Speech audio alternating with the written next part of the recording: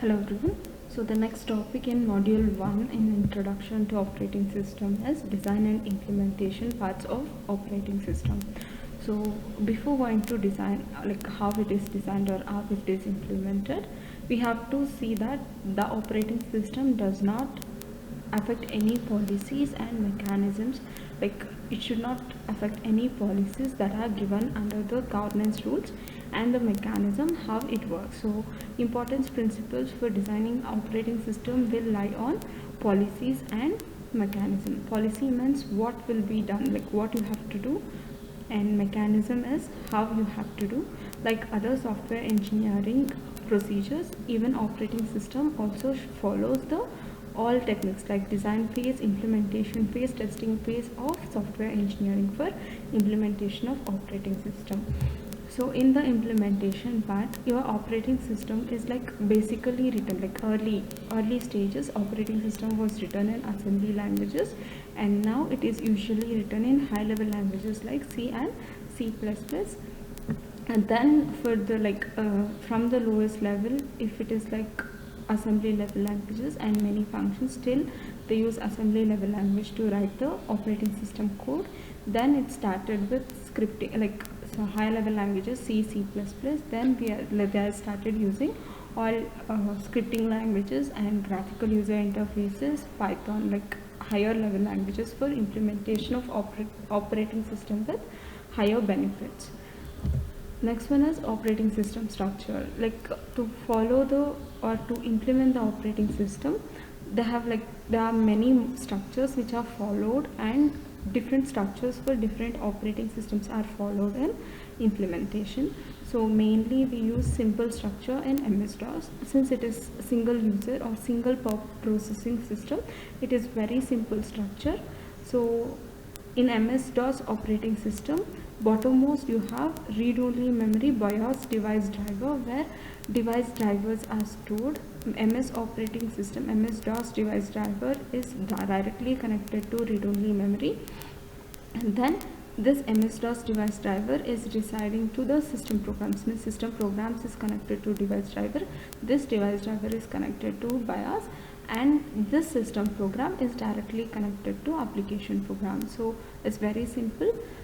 Operating system program is connected to device drivers of MS-DOS, which is directly connected to ROM or read-only memory BIOS, and this system program is in turn connected to application program.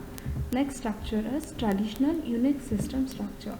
So we use, like beyond MS-DOS, it uses multi-users. So traditional Unix system structure follows a similar way of MS-DOS, but with multiple and even prior information. Like it has unique informations for everything, and each and every application and system interface is divided properly. So the topmost level will be users level. Then every user in the operating system is allocated with the shells and commands. Like every user is assigned with a shell, and commands and compilers, interpreters will be shared by each shell with the help of system libraries. Then this system libraries and the shell programming is interfaced to the kernel using system call. So we have system call interface for the kernel, and this system call interface is connected to the device drivers of hardware units, device drivers of file system and storage interface, and CPU schedulings, like all the CPU instructions. Then this kernel portion is connected to the hardware part with the help of kernel interface to the hardware. So kernel interface connects to terminal control of terminals, device control for disks and tape, memory control for physical memory units. This is how traditional Unix system structure is designed. Next one is layered approach. In the layered approach, each and every function is divided into n number of layers, and core part of this layer structure deals with hardware, and the outer layer deals with the user interface.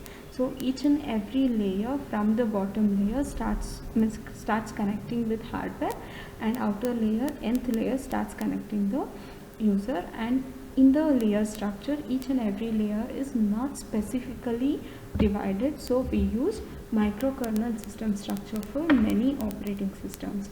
In the microkernel system, the kernel, like complete kernel, is divided into different microkernels, and this microkernels like inter-process communication, memory management kernel, CPU scheduling.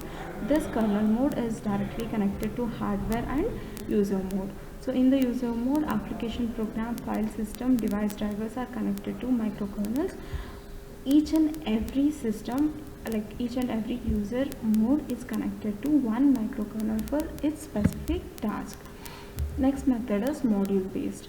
So it is similar to microkernel in like having complete kernel divided into microkernels. In module based, each and every function is divided into modules. This is an example of modular approach for Solaris operating system. So user is in module based, user uses it like operating system uses object oriented approach, like how we use classes and objects in Java. In the same way, each and every function is divided into object oriented approach, and each module is responsible for its type of execution. So it is mainly used in Linux and Solaris types. So this is the example of module approach where Solaris system uses core kernel. Core Solaris kernel is divided into multiple modules: scheduling classes, file system classes, loadable system calls, executable formats. All these are the classes which are divided, and whenever user wants to execute file system, an object of file system is created in the module file system and it is executed. So I hope you understood the concept of operating system design and implementation. Thank you.